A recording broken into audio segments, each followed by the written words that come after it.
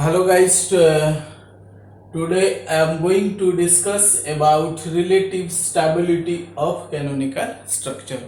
तो लास्ट कई वीडियो में आपने देखे होंगे कि मैं रीजनेंस के बारे में दो पार्ट या दो वीडियो आपको बता चुका हूं एंड पार्ट 3 में आज हम देखते हैं कि relative stability of canonical structure को आज हम पढ़ेंगे। तो सबसे पहले मैं आपकी वेलकम करता हूं to my doctor Pradeep chemistry classes में, क्योंकि आप जो है मुझे सब्सक्राइब करते हो, लाइक करते हो और जिसके वजह से मैं क्या करता हूँ ना, डेली एक नई ऊर्जा के साथ, नई एनर्जी के साथ आपके सन्मुख आता हूँ। मैं कोशिश करता हूँ कि हमेशा आपको क्या करूँ, एक नया टेक्निक, नया ट्रिक आपको बताते जाऊँ। जैसे हमने बात किए थे लास्ट टाइम में, जैसे हम पढ़ रहे थे लास्ट 2 वीडियोस में रीजनेंस के बारे में पढ़ते आ रहे। अगर आपने इसको पहली बार देख रहे, जरूर आप पहली 2 वीडियो को आप पहले देखना है। इस प्रकार का कई सारे टॉपिक जो है मेरे चैनल को आप सब्सक्राइब करेंगे तो वहां आपको मिल जाएगा। तो अगर आप केमिस्ट्री में इन डेप्थ चीज आप करना चाहते हैं या केमिस्ट्री के बारे में कई सारा चीज की जो है नॉलेज एक्वायर करना चाहते हैं, खास करके जेई और नीट और सीबीएसई के लिए, आप जरूर मेरे चैनल को सब्सक्राइब करना है। आइए हम आज टॉपिक के ऊपर आते हैं कि ये है एक third party also a very important concept for JEE NEET and AIIMS and other engineering exams. Because में जो पहली जो 2 वीडियो है वहां पे हम देखते थे कि resonating, how to draw the resonating structure, जो कि सीबीएसई लेवल में स्कूल में आता है।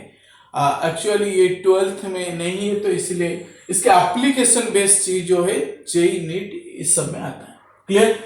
So this is what do you mean by relative stability of canonical structure. जैसे हमने बात किए थे कि पर्टिकुलर स्ट्रक्चर है, आपको याद होगी वो जन की बात हम किए थे, या SO3 की बात किए थे, या आपकी कोई भी स्ट्रक्चर आप ले लीजिए, उसमें 1 या 2 या 3 कई सारे लुईस स्टर्ट स्ट्रक्चर या कैनोनिकल स्ट्रक्चर हम इसमें बना सकते हैं। बट मेन सवाल इसमें आता है कि how do we compare which one is more stable and which one is less stable, जो कि अरेंजमेंट वगैरह आपका जेईई या नीट में क्वेश्चन में पूछा जाता है कि 1 2 3 ऐसे करके 3 स्ट्रक्चर होती है। आपको इसमें बताना है कि अरेंज करना है, सबसे ज्यादा स्टेबल कौन है, उससे थोड़ा कम है, उससे थोड़ा कम है, इस टाइप से क्वेश्चन पूछा जाता है। लेकिन उसको करने के लिए आपके पास में बेसिक बताता हूं कि 8 things you have to know before attempting such type of questions. ये प्रकार की इस प्रकार की क्वेश्चन को करने से पहले आपको क्या करना है ना, ये 8 जो है things you have to know before attempting the questions related to relative stability of canonical structures. Let's start. Suppose आपके पास कई सारे स्ट्रक्चर है, but you don't know which one is more stable and which one is less stable. उस condition में मैं आपको कुछ ट्रिक बताने पर हूं जिसके द्वारा आप कंपेयर कर सकते, easily can distinguish which one is more stable and which one is less stable. Let's start. Suppose rule number 1, पहला थिंग है क्या है, number 1। So first one is, this is, just a minute, structures which are indistinguishable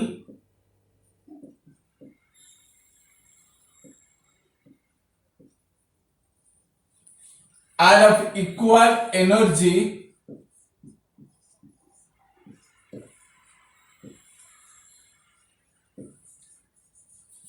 and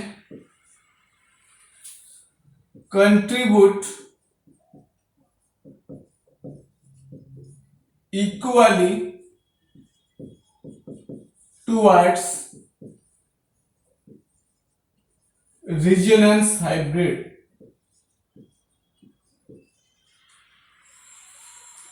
Clear? So the structures which are indistinguishable, जिनको हम distinguish नहीं कर सकते, जिनको हम अलग नहीं कर सकते, या जो स्ट्रक्चर देखने के लिए एक जैसी दिखता है, इफ इमेजिन ट्विंस, आपने अगर दो ट्विंस को देखे हैं कि उनको ऑलमोस्ट देखने के लिए एक जैसे होते हैं कि नहीं।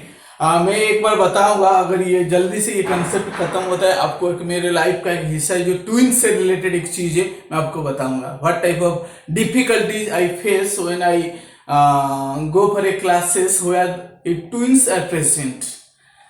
So let structures which are indistinguishable, clear, are of equal energy. जिस स्ट्रक्चर को हम डिस्टिंग्विश नहीं कर सकते हैं, जो हम शकल होते हैं या देखने के लिए एक जैसे होते हैं, उनकी एनर्जी क्या होता है ना, इक्वल होती है। यह आपको दिमाग में बैठाना है। अगर कोई स्ट्रक्चर ऐसा है जिनको देखने के लिए हमें एक जैसी दिखता है, तो उस कंडीशन में आप ये सोचिए कि इनकी एनर्जी इक्वल है और इनका जो कंट्रीब्यूशन है वो हाइब्रिड की तरफ इक्वल भी रहता है। समझ आया? अब हम देखते हैं कि कैसे होता है ना। I draw a structure like benzene, clear, this is structure of benzene. So benzene में क्या होते हैं ना, 3 पाई बॉन्ड है, क्लियर, और यहां पे मैं अगर पोजीशन को देता हूं 1 2 3, कार्बन का पोजीशन मैंने कर दिया 4 5 6, दिस इज स्ट्रक्चर ऑफ 1। अगर मैं इसकी रीजनरेटिंग बनाता हूं तो इसका क्या हो जाएगा ना, इसमें क्या होगा ना, इसमें बॉन्ड की पोजीशन आपकी चेंज हो जाए। 1 2 3 4 5 6 मैंने लगा दिया, और बॉन्ड का पोजीशन कहां पे ना 1 2 के बीच में था, अब 2 3 के बीच में हो जाएगा, फिर 4 5 के बीच में होगा, एंड 1 and 6 के बीच में होगा। So you can see that structure 1 and structure 2 देखने के लिए एक जैसा है। सिर्फ कितना ही फर्क है ना, दोनों में क्या फर्क है ना, बॉन्ड की पोजीशन डिफरेंट है, इसके अलावा और कुछ डिफरेंस नहीं। तो इस टाइप ऑफ केसेस अगर जहां आपके सामने है, आपको यह देखना है कि इनकी एनर्जी इक्वल है। चाहे आप इस स्ट्रक्चर को ले लो या इसको ले लो, तो दोनों का एनर्जी क्या होता है ना, इक्वल होती है। क्लियर? सो इसलिए हम ध्यान रखना है कि इनडिस्टिंग्विशेबल स्ट्रक्चर है, आपको दिमाग में रखना है, जो स्ट्रक्चर इनडिस्टिंग्विशेबल है उसकी एनर्जी इक्वल है। हम सेकेंड कंसेप्ट के ऊपर जाएंगे। This is the second thing you must have remember, because इसके बिना आप इस टाइप ऑफ जैसे अरेंजमेंट आता है क्वेश्चन को अरेंज करने के लिए, आपको समझ नहीं आएगा कि which one is more. This is very confusing है। अब जब तक आप इन डेप्थ तक नहीं जाएंगे, लेकिन आप इन डेप्थ तक जब तक इसकी नहीं जाएंगे, एक एक रूल को एनालिसिस नहीं करेंगे, आप रट्टी रटाई चीज यहां पे नहीं हो सकता है। तो आइए हम सेकेंड पॉइंट की डिस्कशन करते हैं। नंबर 2, अगर आपको लिखना चाहते यू कैन नोटेड इट। और नंबर 2 क्या है ना, structures with, I can erase this 1 and 2. Structures with greater number of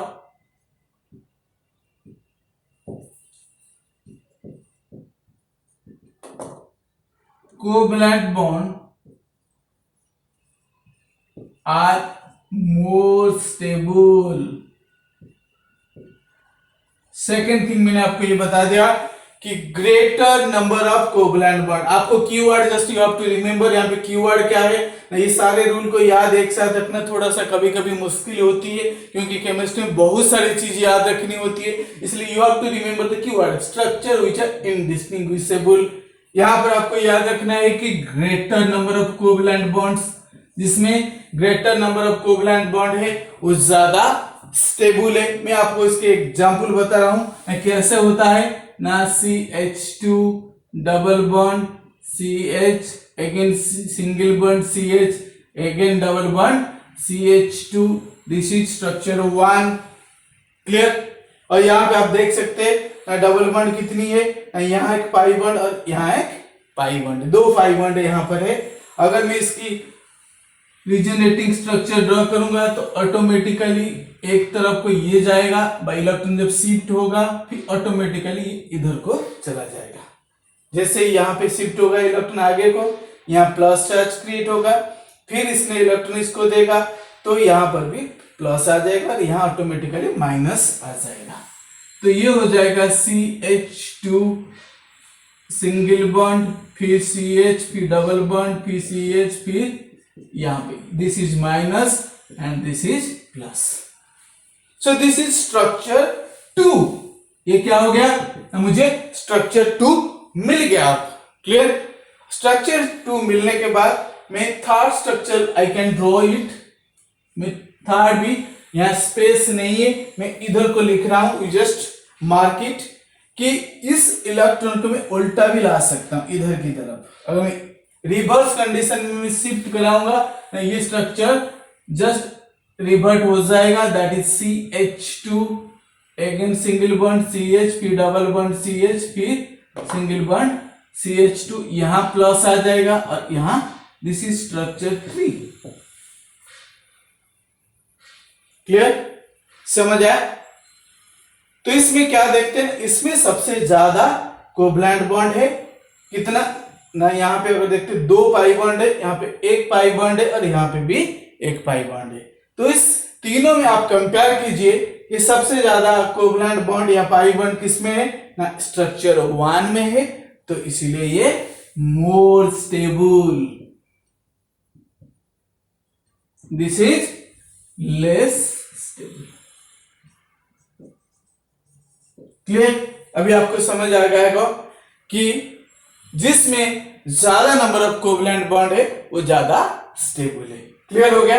हम आइए नेक्स्ट पॉइंट्स के ऊपर जाते हैं कि कैसे how to compare the stability of resonating structure.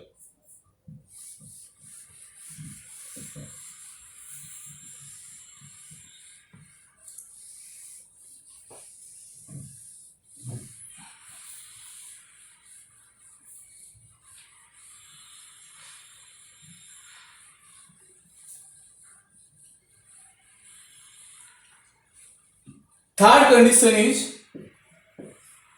structures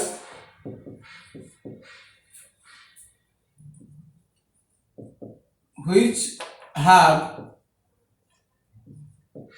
separation of positive or negative charge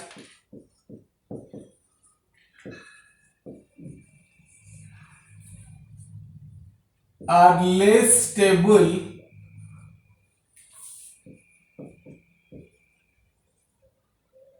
as compared to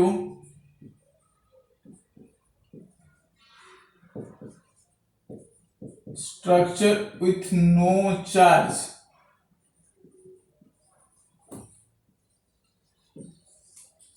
clear. This is the third point. उसमें क्या है,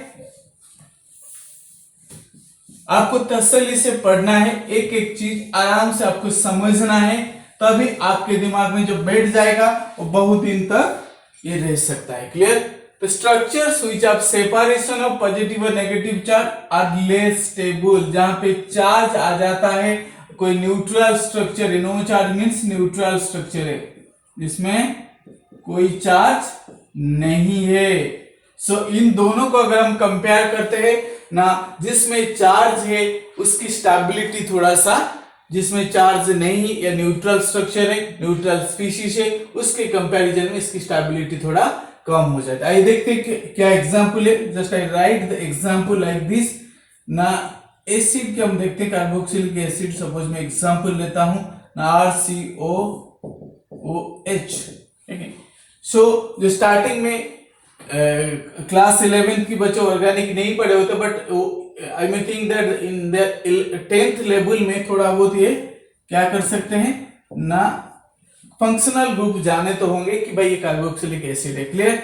सो उस कंडीशन में हम देखते हैं कि ऑक्सीजन मोर इलेक्ट्रोनेगेटिव, जैसे मैंने बताया था कि 2 इलेक्ट्रोनेगेटिव एटम के बीच में अगर डबल बॉन्ड है तो वहां रिजोनेंस हो सकता है। आप पूरे चीज को याद रखना, पिछला अभी आगे जो मैं पढ़ा था।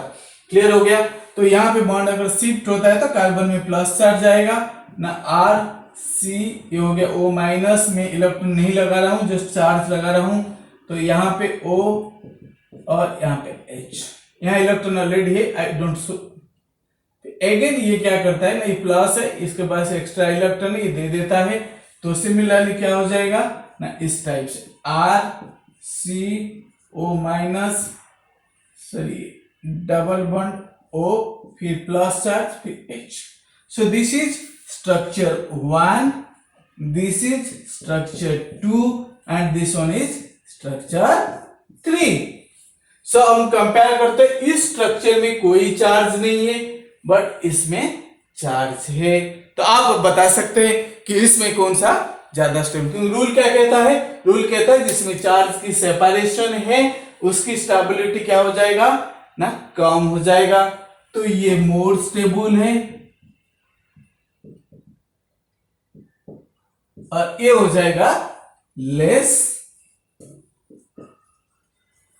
स्टेबल है. Clear.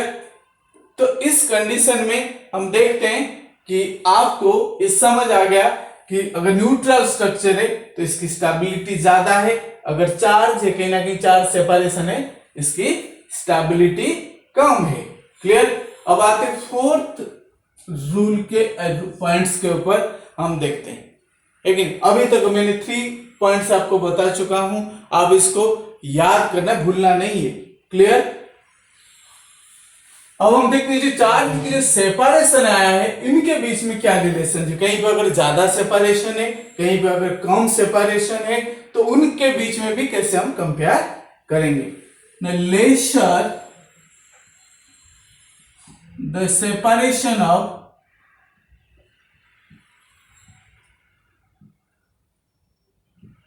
Positive and negative charge more stable is the structure. जितना चार्ज का सेपरेशन, लेसर द सेपरेशन, ये कीवर्ड को याद रखना है. लेकिन इसमें दो चीज आपको, पॉजिटिव नेगेटिव जिसमें है और जो न्यूट्रल है. Lesser the separation of positive negative charge more stable is the structure. इस कंडीशन में मैं आपको एक एग्जांपल बताता हूं ना, वो क्या है ना, CH2 डबल बॉन्ड CH, फिर सिंगल बॉन्ड CH, फिर से हम देखते हैं कि डबल बॉन्ड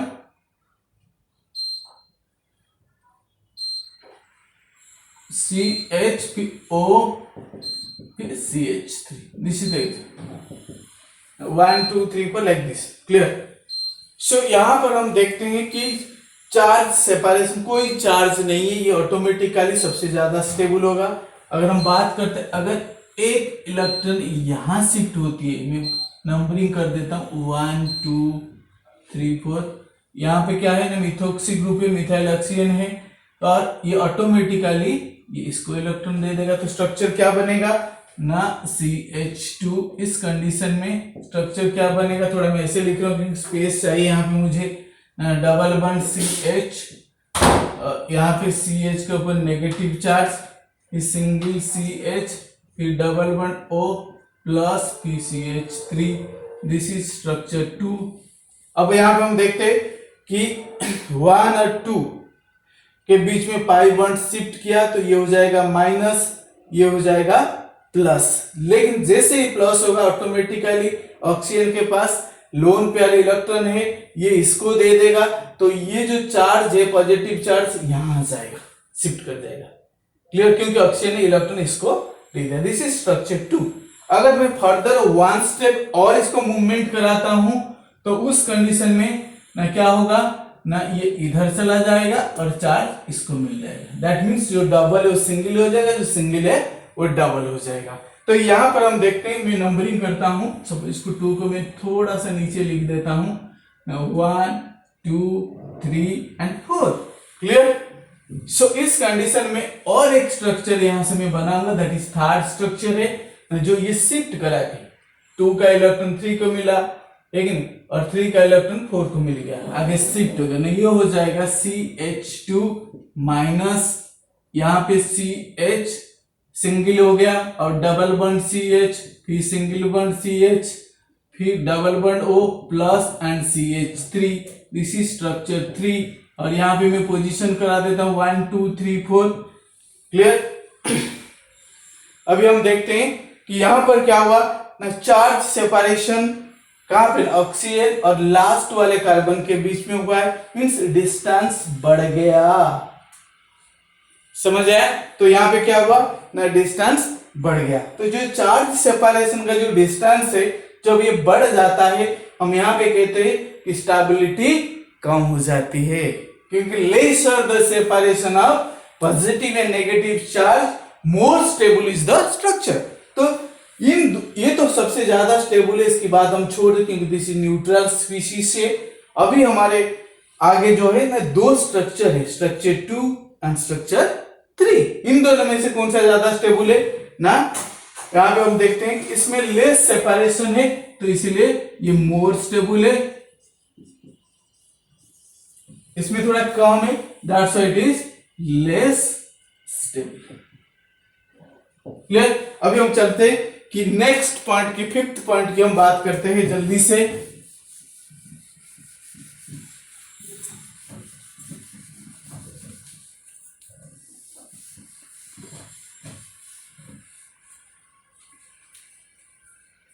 अगर हम फिफ्थ पॉइंट की बात करते हैं ना, फिफ्थ जो पॉइंट कहता है, if negative charge on electronegative atom and positive charge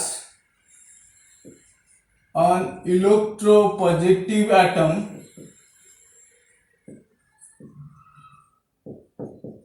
then the structure became more stable। जल्दी से आप लिखते रहिए, more stable। क्लियर? अगर नेगेटिव चार्ज किसके ऊपर होगी, इलेक्ट्रोनेगेटिव के ऊपर, और पॉजिटिव चार्ज होगी इलेक्ट्रोपॉजिटिव के ऊपर, तब एक मजा आ जाता है कि नहीं। अगर जो नॉनवेज खाता है, अगर उसको नॉनवेज चीज मिल जाए तो कितना अच्छा है कि नहीं, और जो वेज खाता है उसको वेज मिल जाए तो वो खुश हो जाएगा। अगर नॉनवेज वालों को आप वेज दे दोगी तो क्या होगा, उसका एकदम थोड़ा सा है कि नहीं, डिसैटिस्फेक्शन रहेगा। लेकिन जो वेज खाता है उसको नॉन वेज दे दिया तो कहानी गड़बड़ हो जाता है कि नहीं। तो आइए हम देखते हैं कि कार्बोनाइल ग्रुप है यहाँ पे ना, R, this is R, this is C, this is double bond O। तो ये मोर इलेक्ट्रोनेगेटिव है, यहां पे मैं लिख देता हूं कि मोर इलेक्ट्रोनेगेटिव है, और ये जो है लेस कार्बन जो है लेस इलेक्ट्रो। आप देखते रहिए, रूल पहले पढ़ाए थे कि 5 कंडीशन है, इसको नहीं भूलना है। देखो दो इलेक्ट्रोनेगेटिव के बीच में डबल बॉन्ड है तो इसलिए रेजोनेंस होगी। अगर यहां पर ये चला जाता है, मोर इलेक्ट्रोनेगेटिव की तरफ वापस जाता है, जो आपकी स्ट्रक्चर होगा like this, C plus and O minus, this is R, this is also R में लगा दिया। एक और स्ट्रक्चर बन सकता है जो रिवर्स कंडीशन है, अगर मैं इलेक्ट्रॉन को कार्बन ले जाता है ऑक्सीजन के ऊपर प्लस आ जाएगा, तो उस कंडीशन में हम देखते हैं कि कार्बन के ऊपर नेगेटिव चार्ज और ऑक्सीजन के ऊपर प्लस चार्ज। सो यहाँ पे 3 स्ट्रक्चर आपको देखने को मिलेगा, 1, 2 एंड 3। क्लियर? सो 3 स्ट्रक्चर में से कौन ज्यादा स्टेबल है, आप सोचिए, तब तक मैं इसको इरेज कर रहा हूं। मैं आपके सामने 3 स्ट्रक्चर ड्रॉ कर दिया है। 3 में कौन ज्यादा स्टेबल होगा, जहां पर पॉजिटिव चार्ज इलेक्ट्रोपॉजिटिव के पास एंड नेगेटिव चार्ज इलेक्ट्रोनेगेटिव के पास। दैट मींस इन ये तो स्टेबल क्यों, न्यूट्रल है, बट यहां पे इन दोनों में से देखते हैं ये मोर स्टेबल है और ये लेस स्टेबल है। क्लियर? अब हम 6th कंडीशन में जाएंगे फटाक से, हम सामने को क्या करेंगे, यूटिलाइज करेंगे। क्लियर? अब 6th कंडीशन कहता है न structure in which like charge present on adjacent atom became less stable।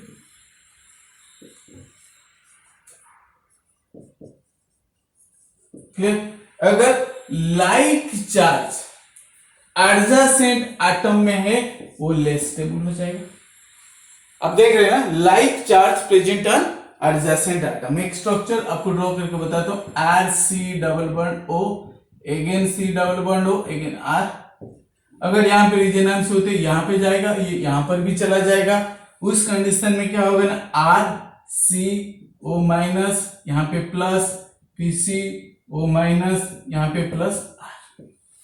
तो यहां आप देख सकते हैं कि लाइक नेगेटिव नेगेटिव यहाँ पे आसपास की रह रहे, और यहाँ पे पॉजिटिव पॉजिटिव ये भी आसपास की। तो इसका मतलब क्या है ना, इनके बीच में रिपल्सन होगी, वो स्ट्रक्चर अनस्टेबल हो जाएगा। Clear, this is less stable. समझ आए? आई हम नेक्स्ट कंसेप्ट में 6th पॉइंट्स तक मैं बता चुका हूं, अब हम 7th में जाएंगे। क्लियर, 7th पॉइंट के लिए इसको इरेज करनी पड़ेगी, आप नहीं लिखे तो जल्दी से लिख लीजिए, है कि नहीं। ये सारे जो 8 पॉइंट आज आपको मैं बता रहा हूं, ये बड़ी काम की है आपकी। क्लियर, 7th पॉइंट हम आते हैं। 7th पॉइंट क्या है ना, the structure that helps for delocalization of positive charge became more stable। 7th में हम जल्दी से आए और देखें 7th रूल ना, structure which help delocalization of positive charge became more stable। जो स्ट्रक्चर पॉजिटिव चार्ज को डिलोकलाइज करने के लिए मदद करता है, देखिए मैं स्ट्रक्चर ड्रॉ करता हूं ना, यहां पे हम देखते हैं कि CH3 CH3, यहां पे O और H, यहां पे सपोज है यहां पे माइनस और यहां पे प्लस। तो नेक्स्ट जो स्ट्रक्चर होगा ना, अगर ये इसको इलेक्ट्रॉन दे देगा, है कि नहीं, उस कंडीशन में क्या होगा ना, पॉजिटिव चार्ज क्या होगा ना, यहां पे क्या होगा ना, इसको इलेक्ट्रॉन जब दे दिया तो ये पॉजिटिव चार्ज इधर आ जाएगा। अब हम देखते हैं कि ना CH3 ना C, यहाँ पे CH3, यहाँ पे O के ऊपर प्लस आ गया और ये CH3, इस टाइप से। सो ये हो जाएगा मोर स्टेबल। जो स्ट्रक्चर पॉजिटिव चार्ज को डिलोकलाइज मूवमेंट करने में हेल्प करता है, that structure became more stable. अब हम देखते हैं कि 8 पॉइंट हम जाते हैं, this is the last point है कि यहां पर हम देखते हैं, if in A canonical structure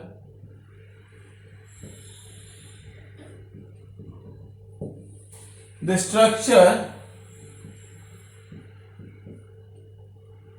in which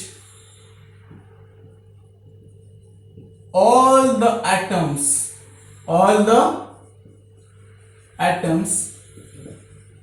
at an octet, it became more stable।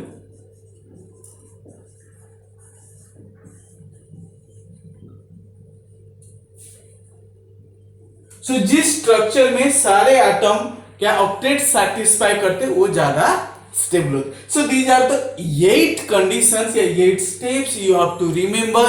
Without this you can not do the questions of relative stability of canonical structure, जो कि आपकी जेईई और नीट के लिए बहुत ही ज्यादा इंपॉर्टेंट है। तो इसलिए आपको याद रखना है। और अगले जो वीडियो में आपके लिए लेकर आ रहा हूं एप्लीकेशन बेस्ड क्वेश्चन से, और जो रिमेनिंग पार्ट ऑफ जैसे पार्ट 4 है, रिमेनिंग पार्ट है, उसको मैं आपको जरूर बताऊंगा। और मेरे channel doctor Pradeep chemistry classes को सब्सक्राइब करना ना भूलना। Thank you all.